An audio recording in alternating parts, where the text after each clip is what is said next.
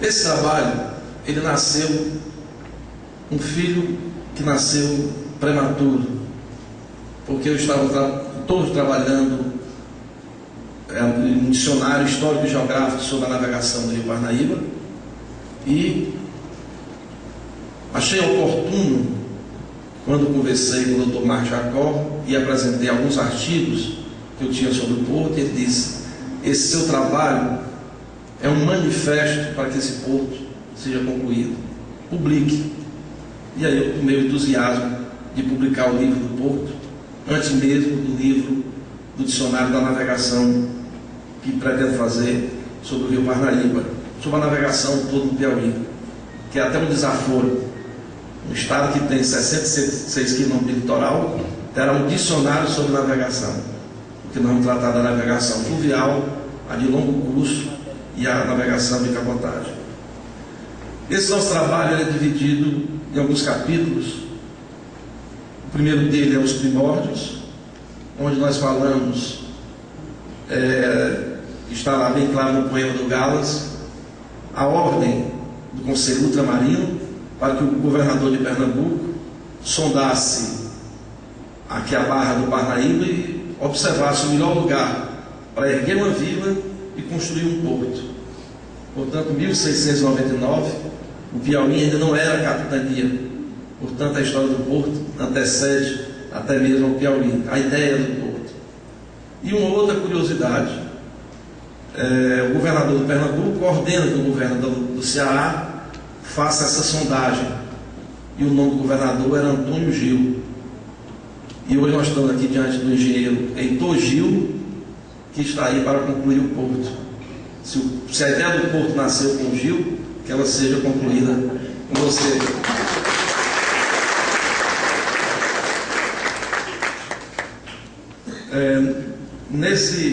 Nesse capítulo nós falamos da frequência dos navios estrangeiros e nacionais na Barra da Amarração, penetrando o Rio Agaraçu até chegar em Parnaíba.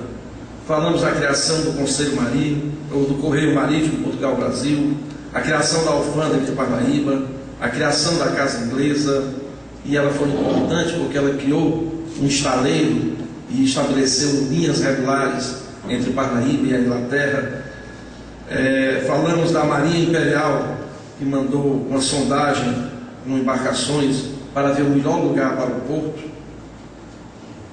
E terminamos esse capítulo falando sobre as ordens para a construção do canal Igaraçu, que é conhecido mais nós como Canal São José.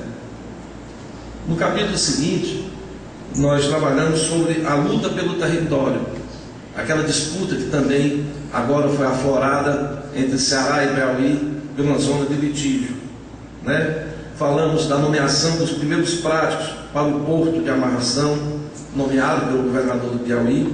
Portanto, tínhamos a certeza de que aquele território era nosso. O erguimento do primeiro farol pelo governo do Piauí, a formação de comissões de deputados para a discussão das fronteiras, e aí a esperteza dos meus irmãos cearenses. Criaram o distrito de amarração, vinculado ao município de Granja, em 1865, e depois, em seguida, criaram a Vila da Amarração, totalmente independente, ligado ao Ceará, em 1874. Então se intensifica a luta dos piauienses para reaver o território, que termina numa permuta com o príncipe imperial, que hoje é Crateús, no Ceará, por ordem do imperador, por decreto do imperador Pedro II. O terceiro capítulo eu chamo de avanços e retrocessos na afirmação da Barra da Amarração como um porto, porque um episódio foi muito marcante e é sempre lembrado pelos mais antigos aqui: o encalhe do vapor Ocidente, ali na Barra da Ipé-Serra, um vapor da Companhia Maranhense, que de pronto pediu que o porto de amarração não fosse mais utilizado, e sim somente Tutóia.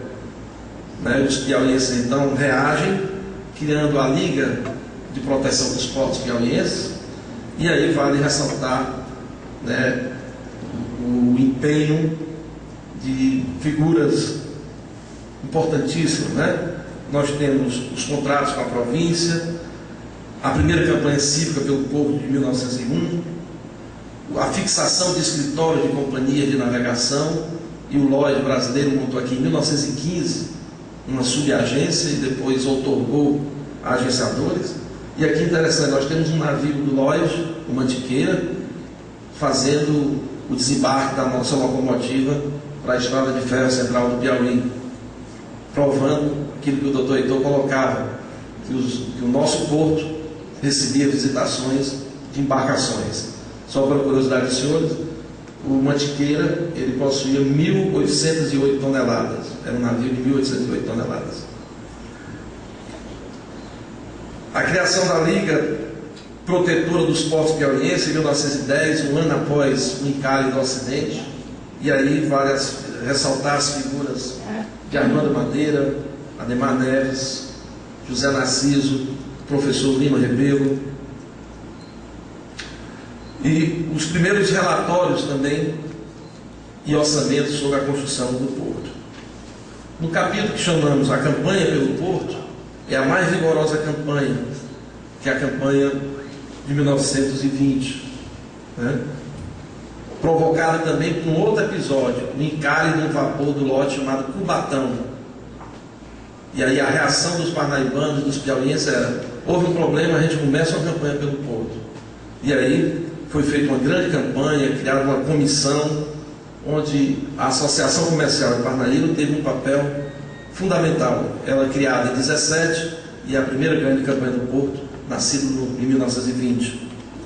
A formação dessa comissão envolvia James Clark, Marco Jacó, Delbão Rodrigues,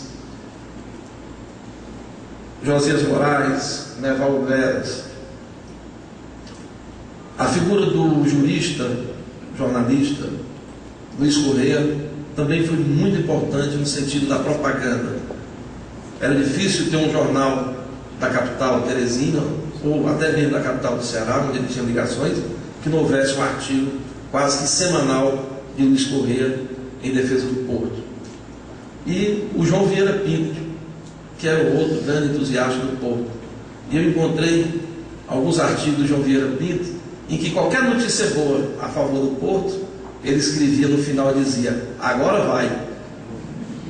Né? Passaram anos, ele voltava a escrever uma notícia a favor do porto, ele dizia: agora vai. Doutor Heitor, agora vai, né?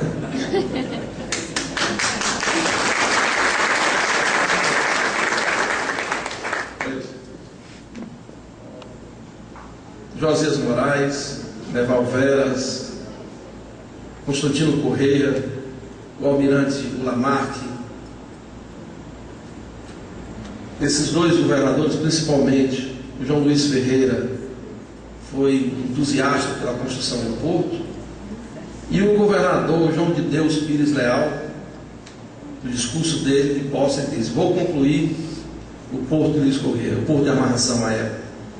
Ele terminou ele sendo deposto para a Revolução de 30 e não chegou a concluir o porto, mas ele foi um entusiasta e tomou algumas medidas visando esse sentido, vocês poderão observar no livro. Aí as figuras de Jonas Correia, Francisco Moraes Correia,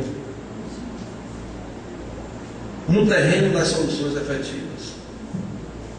Esta frase ela nasce de um telegrama que o governador João Luiz Ferreira manda para o presidente da Associação Comercial, que ele está transcrito no livro, esse telegrama.